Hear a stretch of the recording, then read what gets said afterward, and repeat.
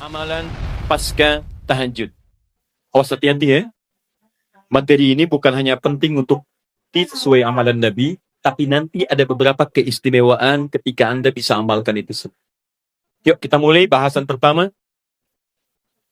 Istighfar. Memperbanyak istighfar. Kedua doa. Dan ketiga rehat sejenak. Jadi ada ahli surga yang punya kebiasaan di bumi. Ada ahli surga yang punya kebiasaan di bumi. Kalau Anda ingin lihat ahli surga spesial, sedang ada di muka bumi, lihat orang yang rajin tahajud, yang pasca tahajud, salah satunya dia perbanyak istighfar kepada Allah Subhanahu wa Ta'ala. Ini poin. Jadi, maaf, setelah selesai tahajud, Anda salam, kanan, kiri, selesai kemudian witirnya, ada peluang nih, amal lagi. Ya, jangan langsung istirahat. Walaupun cuma satu kalimat. Jeda sebentar. Hadirkan ketenangan setelah ibadah. Syukuri itu semua. Setelah itu baru kemudian Anda kondisikan hati untuk bisa mendekat kepada Allah. Baru Anda ungkapkan kalimat Astaghfirullahaladzim. Astaghfirullahaladzim. Astaghfirullahaladzim. Alladzi la ilaha illa huwal hayyul qayyum wa atubu. Astaghfirullah. Astaghfirullah. Astaghfirullah. Nah, disinilah teman-teman dua hal bisa kita kerjakan. Sekarang kita bicara bagaimana cara beristighfar seperti diisyaratkan Al-Quran ini. Kita ambil bagian pertama. Satu, awas hati-hati. Karena ini peluang diampuni dosa cukup besar di sini. Dan seketika Allah yang mengampuni. Seketika Allah langsung yang mengampuni. Jadi ada orang yang ketika istighfar di waktu sahar, seketika diampuni oleh Allah Subhanahu wa Ta'ala. Bagaimana caranya? Mari kita lihat. Jadi kalau Anda beristighfar, memohon ampun dari kesalahan atau dosa, jangan sekedar kalimat itu keluar di lisan. Hanya formalitas, ya Allah ampuni saya, ampuni saya. Setiap kalimat yang disampaikan dalam Al-Quran, ingat baik-baik, ataupun dalam hadis itu selalu diistilahkan dengan zikir namanya. Zikir. Ingat baik-baik ya, setiap kalimat kebaikan yang diungkapkan di lisan, itu selalu diistilahkan oleh Quran dengan zikir. Misal, tadi yang astagfirullah, subhanallah, alhamdulillah, yang kita kerjakan ba'da salat, kita kan ba'da salat kita kerjakan astagfirullah, kan istighfar kan? Baik ya, di hadis Muslim nomor hadis 591. Ya, Nabi kemudian mengucapkan astagfirullah, astagfirullah, astagfirullah. Allahumma antas salam, minkas salam, tabarakta ya dzal jalali wal ikram.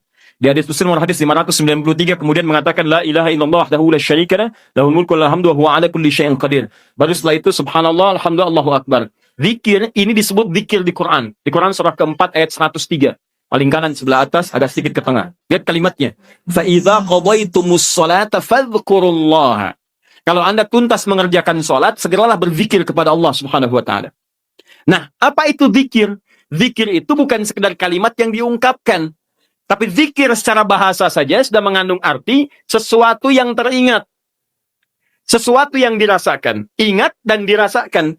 Di ketika Anda beristighfar, tadi ingat baik-baik, ingat kesalahan, dosa yang dilakukan, minta ampun atas kesalahan dan dosa yang dilakukan. Kalimatnya disebut dengan zikir. Zikir berarti ingat dan merasakan. Jadi begitu Anda mengatakan, ya Allah, astagfirullah, ampuni saya. Anda minta ampun, berarti ada dosa yang dikerjakan. Ingat dosa apa yang Anda lakukan sampai Anda mengatakan ampuni saya. Ini bukan cuma di lisan. Ini begitu Anda istighfar, itu enak Pak. Keheningan malam. Saat tidak banyak suara bising, dan Anda menyadari kesalahan Anda pada saat itu. Begitu air mata Anda jatuh, tumpah saat itu, kemudian kalimat yang Anda rasakan seketika ampunan dari Allah itu turun kepada Anda semua. Itu yang pertama mesti Anda lakukan. Jadi begitu selesai tahajud, ingat-ingat, perbanyak istighfar. Hatinya nyaman. Setelah ketenangan itu ada, saya agak cepat, baru masuk ke nomor 2. Apa nomor 2 itu? Ini yang saya maksudkan. Awas kalimatnya hati-hati. Memperbanyak doa kepada Allah Subhanahu wa Ta'ala. Dan inilah doa yang paling cepat diijabah diantaranya oleh Allah Subhanahu wa Ta'ala. Doa yang dipanjatkan di keheningan akhir sepertiga malam, menjelang fajar, dalam keadaan pasca istighfar, bahkan langsung dikatakan di hadis qudsi, jika Anda meminta, maka tidak akan pernah ditolak.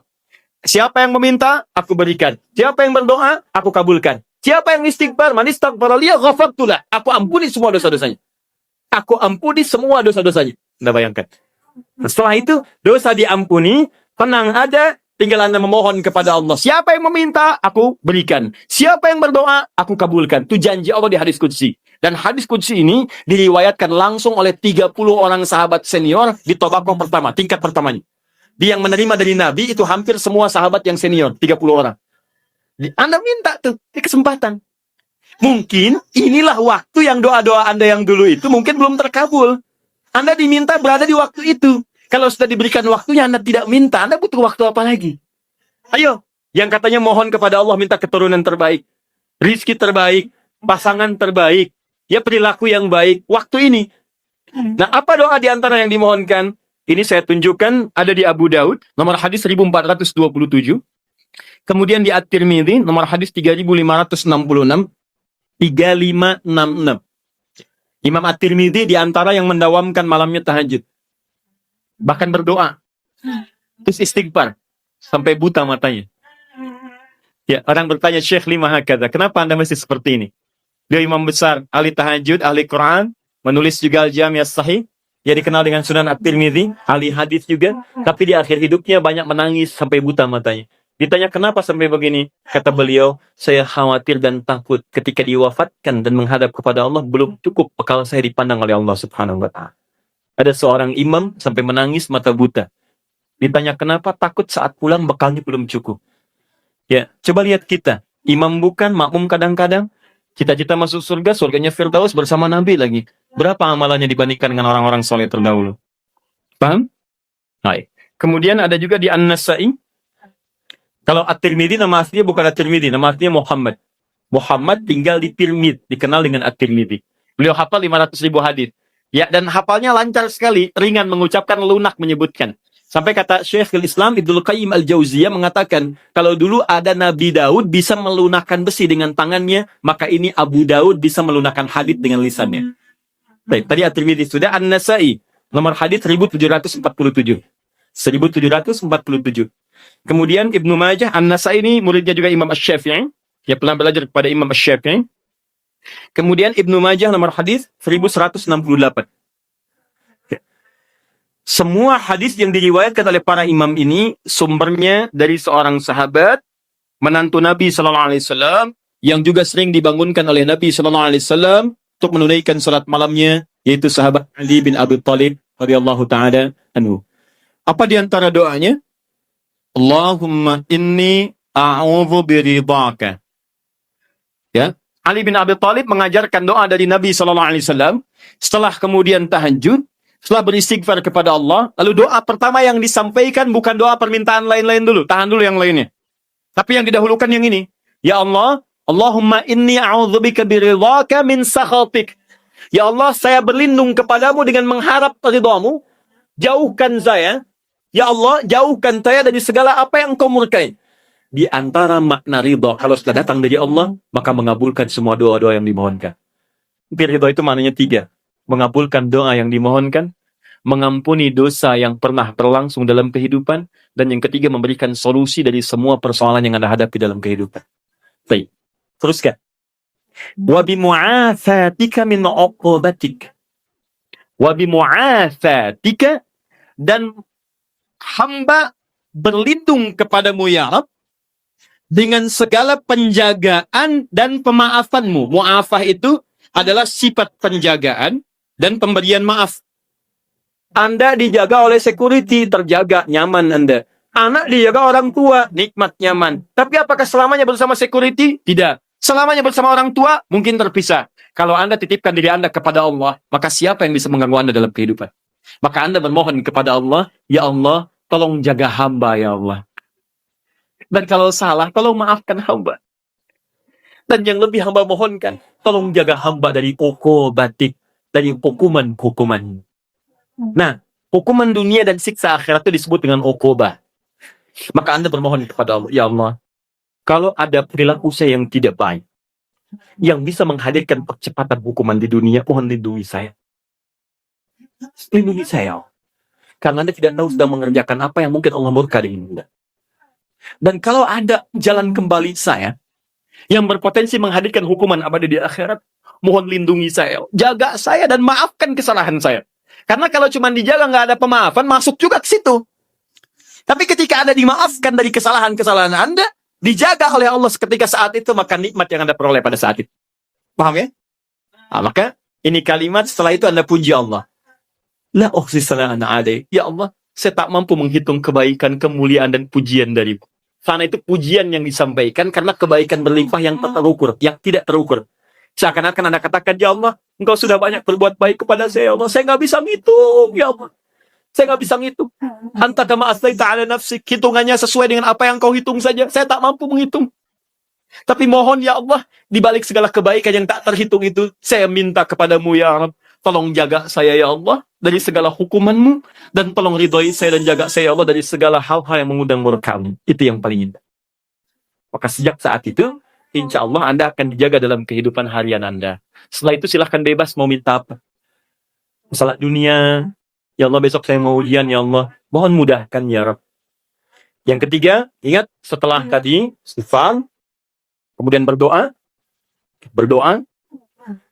Setelah itu rehat sejenak untuk persiapan subuh. Jadi begitu sudah istirahat sejenak, nanti begitu subuh segera kembali kita. Segar, enak, nyaman. Begitu Allahu Akbar, subuh sudah siap. Kalau wudhu batal, perbaiki wudhu. Kalau tidak, kita sudah dalam keadaan tenang. Boleh. Sandaran. Nah, itu sunnah. Ketika Anda melakukan itu karena petunjuk hadits, maka Anda dapat pahala. Paling enak. Tidur dapat pahala. Anda bayangkan. Sandaran dapat pahala. Itu paling indah. Nah, saya pernah lakukan ini, teman-teman sekalian. Itu waktu di pesantren tuh. Ya, malam ke masjid. Kalau ujian orang ke kelas, kadang-kadang dia ke kelas sampai larut malam, saya ke masjid. Bawa buku juga kita. Ya. Kemudian malamnya sholat. Ya, kemudian setelah itu kita istighfar, berdoa, minta. Ketiduran tuh sebentar. Ya, kalau ke masjid itu kenapa ketiduran di masjid paling enak? Karena menjelang subuh pasti orang ke masjid semua kan? Pasti bangun tuh. Baik. Hampir setiap saya tertidur itu selalu bermimpi kerjain soal. Bangun lagi, alhamdulillah. Sholat. Begitu masuk ruangan ujian, soalnya persis seperti yang dilihat tadi malam. Kemudian hampir selesai. Pernah 1 kali dibagikan. Begitu dibagikan kayak semalam nih. Saya isiin aja tuh. Begitu selesai bagikan, saya selesai mengerjakannya. Saya bilang, saya selesai Pak. Selesai katanya. Kan baru saya bagi, tapi saya selesai. Diambil oleh beliau, dilihat. Nah, sementara ke depan dulu nak ya. Kamu duduk di depan di sini. Tolong lihat teman-teman yang sedang mengerjakan ujian. Bapak beresin administrasi dulu. Selesai. Tapi itu nyaman. Enak gitu ya. Saya anjurkan teman-teman, adik-adik terutama yang masih kuliah, masih apa, dekati Allah. Karena Allah yang punya pengetahuan. Dekati yang punya, maka Anda akan diberikan hal yang terbaik. Itu ada rumusnya di Quran surah kedua Al-Baqarah di ujung ayat 282. Paling kiri sebelah bawah, paling ujung. Wattaqullah wa yu'allimukumullah. Tingkatkan takwamu kepada Allah, maka Allah akan mengajarkan pengetahuan kepadamu. Apa di antara mana takwa itu? Tambah ibadahnya. Di antaranya tahajud. Makanya orang tahajud dibuka dengan kalimat takwa. Tadi Quran surah 51 ayat 15. Innal muttaqina fi jannatin wa uyun. Sebagian orang takwa tinggal di taman surga. Apa amalannya? Innahum kanu qabla dzalika muhsinin. Kanu qalilan minal laili ma yahja'un. Sedikit tidurnya, bangun malam. Wabil ashari hum yastaghfirun, istighfar. Nah, saya sarankan walaupun Anda dalam beraktivitas keseharian, setelah itu istighfar, sebelum rehat, ayo perbanyak doa. Doa, maaf ya maaf sekali lagi. Kalau di pekerjaan ada kesulitan, minta saat itu. Di rumah tangga ada masalah, minta saat itu. Ya, dalam kehidupan ada persoalan, minta saat itu. Walaupun tidak ada apa-apa dalam kehidupan dunia, minta surga terbaik yang di akhirat. Maka ini di antara sunnah. Setelah Anda kerjakan itu, saya katakan pada Anda, insya Allah akan terjadi perubahan dalam hidup Anda minimal di hari itu. Gak percaya silahkan. Saya akan coba, demi Allah saya katakan. Silahkan coba, bedakan rasanya, rasakan bedanya, dan pasti akan terasa bedanya. Bangun malam ini, siapkan, kompak dengan keluarga, Anda kompak aja, mah kita bangun jam sekian ya, anak-anak kita bangunin deh, kita bangunin. Siapin misalnya bangun 2:30, bangun jam 3, kita sholat. Walaupun 2 rakaat lu nggak apa-apa, witir 1 rakaat, tapi kita amalkan ini. Silahkan Anda cek ya, demi Allah saya katakan, maka di hari itu akan terjadi perubahan pada diri Anda ketika Anda mengerjakan seperti apa yang tadi disampaikan. Cek, di rumah akan tenang, diri Anda pun akan lebih nyaman, pekerjaan akan lebih tertib, dan keberkahan akan hadir dalam kehidupan Anda. Itu yang menyebabkan Utsman bin Affan, Abdurrahman bin Auf, Tamim Ad-Dari, dan sahabat yang lainnya tidak pernah meninggalkan sholat malam selama hidupnya. Bahkan tidak ada yang paling indah kecuali mereka berada di malam hari sampai menuntaskan tahajudnya dengan khatam Al-Quran. Dan puncaknya, mu'afat juga berarti penjagaan dalam urusan dunia. Kalau Anda sudah rajin tahajud, maka Anda akan dijaga oleh Allah dari semua kemungkinan yang mengganggu Anda dalam kehidupan. Allah jadi pembela Anda.